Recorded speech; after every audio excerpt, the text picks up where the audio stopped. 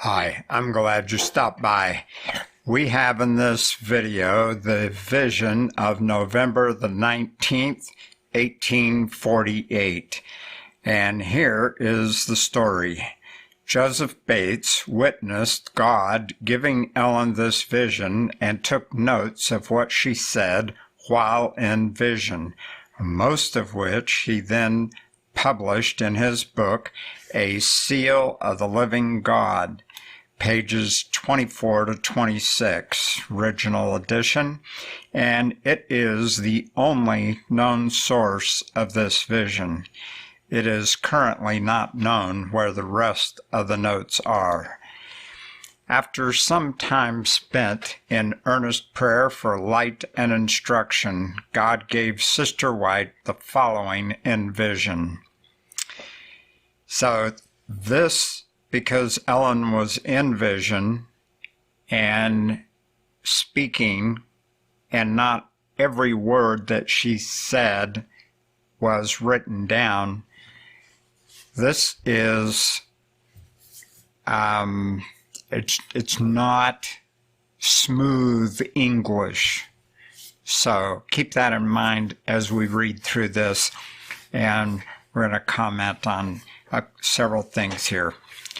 Okay, where did the light break out? Let thine angels teach us where the light broke out. It commenced from a little, then thou didst give one light after another. The testimony and commandments are linked together. They cannot be separated. Now, I think that word testimony is pointing to the testimony of Jesus, which is the spirit of prophecy. So they cannot be separated. That comes first, the 10 Commandments by God. The commandments never would be struck against if it were not to get rid of the Sabbath commandment. So this Sabbath message is the main focus of this vision. That one has relaxed it is very foolish. It was very small, and when it rose, though it rose in strength, it was weak back there. When it came up, it increased. If they won't hear it, they are as accountable as though they did hear it. So this is speaking of, there's a lot of people who rejected the visions and wouldn't hear anything of it, but they are as accountable as though they did hear it, even though they won't. He was well pleased when his law began to come up in strength and the waste places began to be built up. Out of weakness it has become strong from searching his word. So this is a reference to the fact that the third angel is also the angel that is the repairer of the breach, because Sunday is the breach in the law of God. The test upon it has been but a short time. All who are saved will be tried upon it in some way. I'm sure most people know of someone who claims to be a Seventh-day Adventist, but they work at a common job during the Sabbath. That truth arises and is on the increase, stronger and stronger. It's the seal. It's coming up. It arises. It's commencing from the rising of the sun, like the sun, first cold, grows warmer and sends its rays. Now, there are other things said about what the seal is in the counterfeit spirit of prophecy, but this is the Sabbath truth. It's the seal, and it is the rest wherewith you may cause the weary to rest, and it is the refreshing. And there's quite a huge connection around this. So the Sabbath is the great truth and the seal. When that truth arose, there was but little light in it, but it has been increasing. Oh, the power of these rays. It grows in strength. The greatest weight and light is on that truth, for it lasts forever when the Bible is not needed. It arose there in the east. It began with a small light, but its beams are healing. Oh, how mighty is that truth. It's the highest after they enter the goodly land, but in which is the saved, they are the saved. But it will increase till they are made immortal. It commenced from the rising of the sun, and keeps on its course like the sun, but it never sets.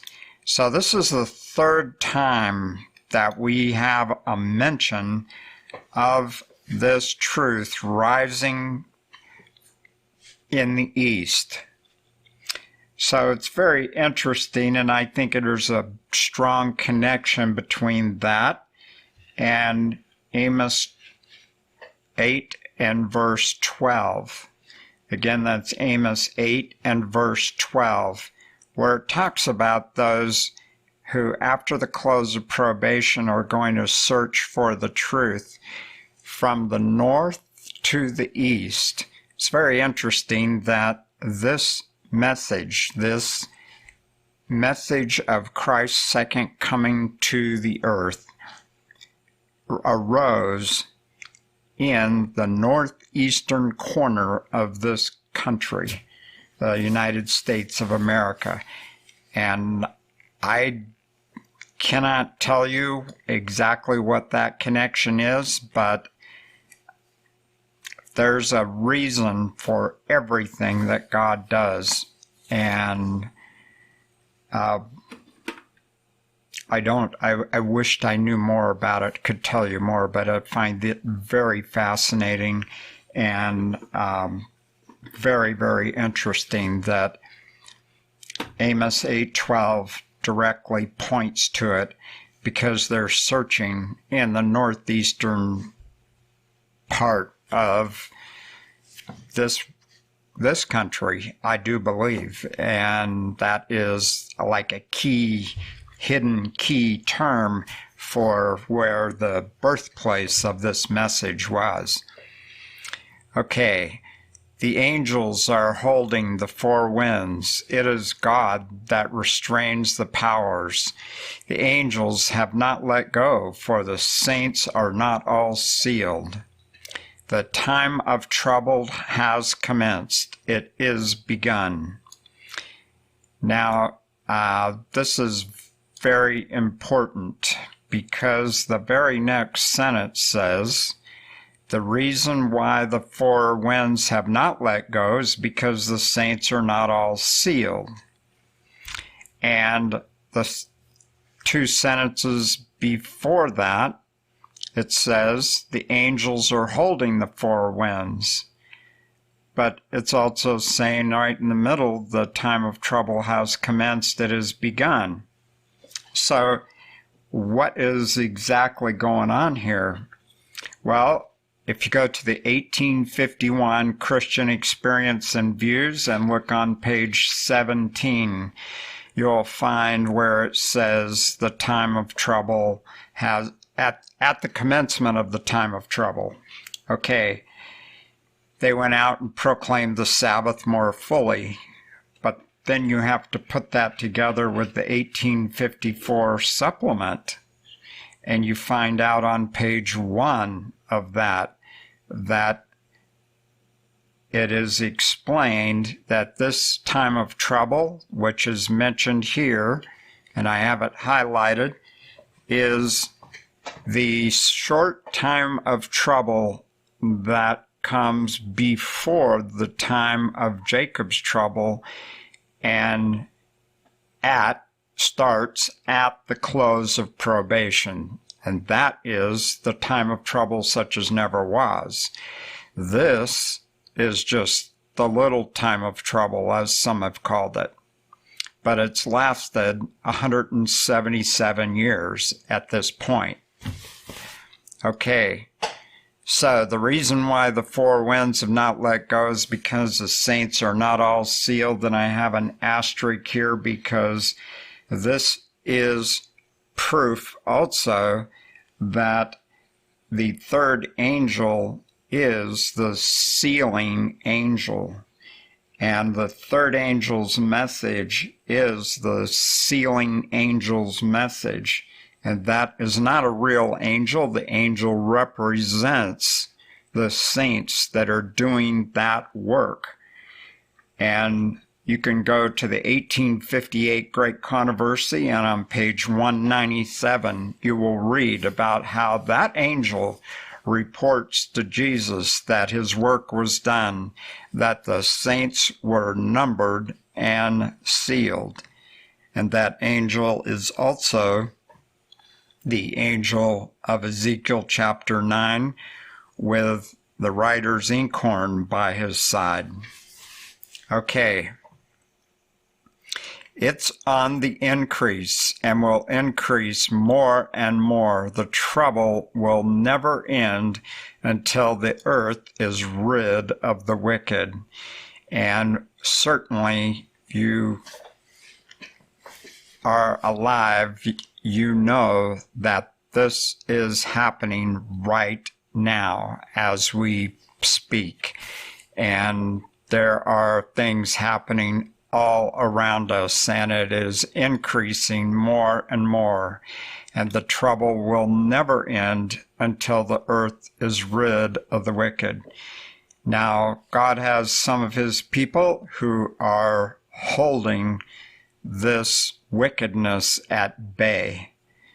But when probation closes, which is after the loud cry, that is when those four angels release their hands, and the plagues and the trouble is just going to be everywhere, which is what it says down here in the next couple sentences.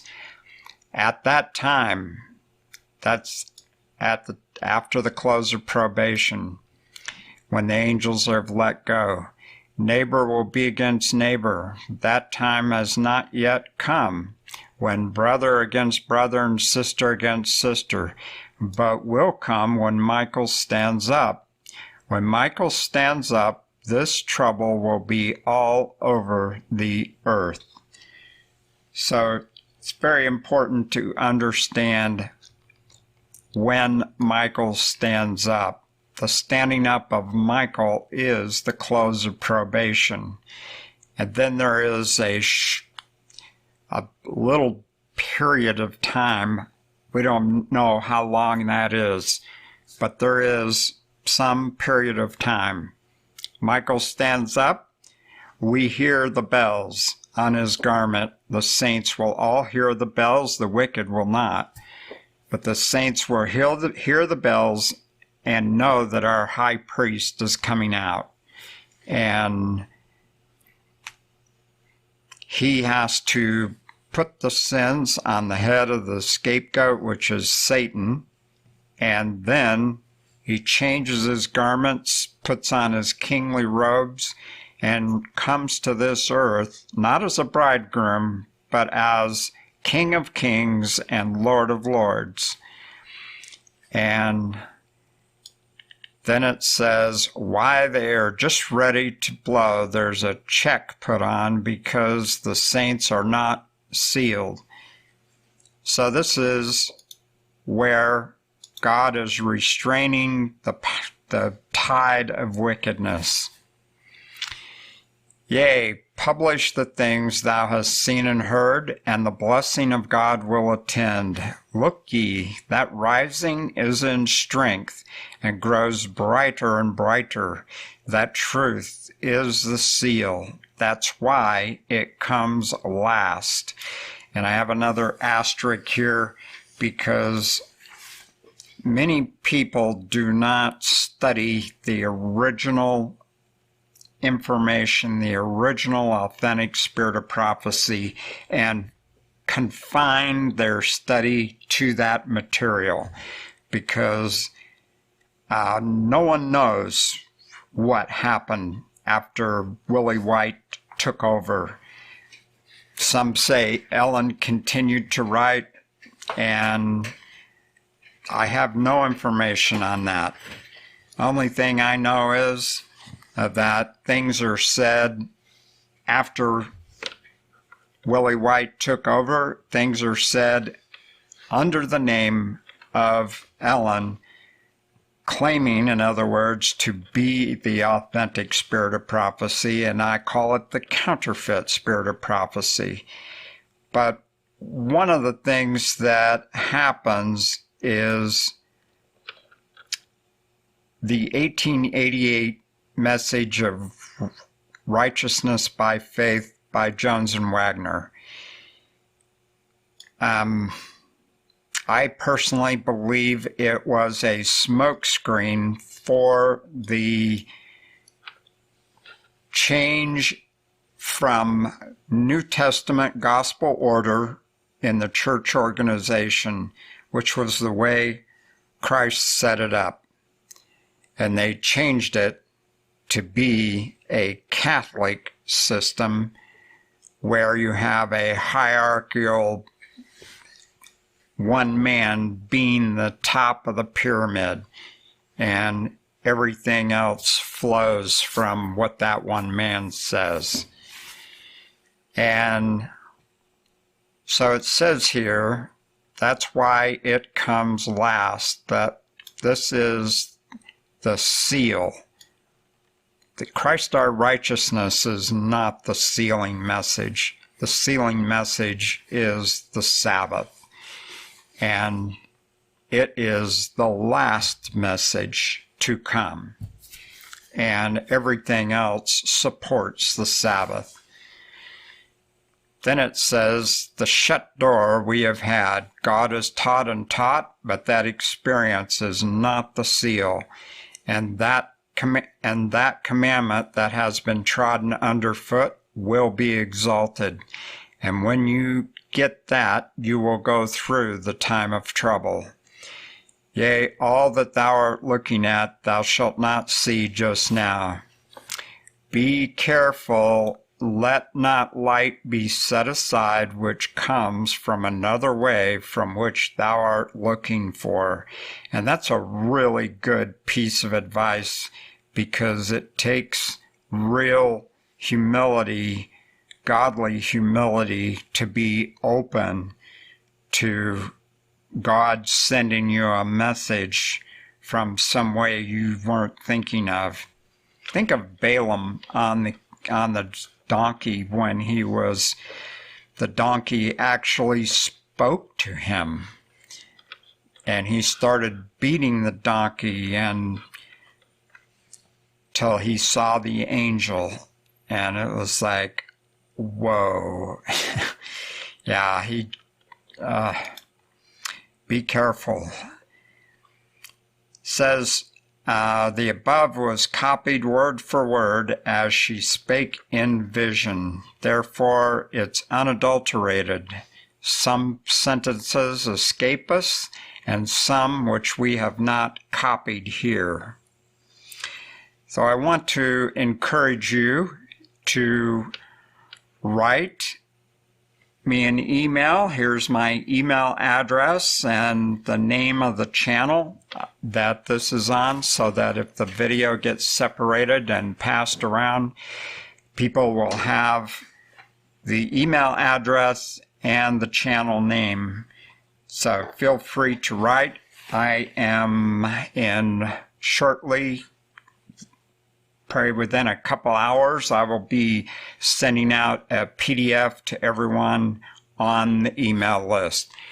So write and let me know your email if you're interested in getting some very good information of what is going on and some of the things that I see.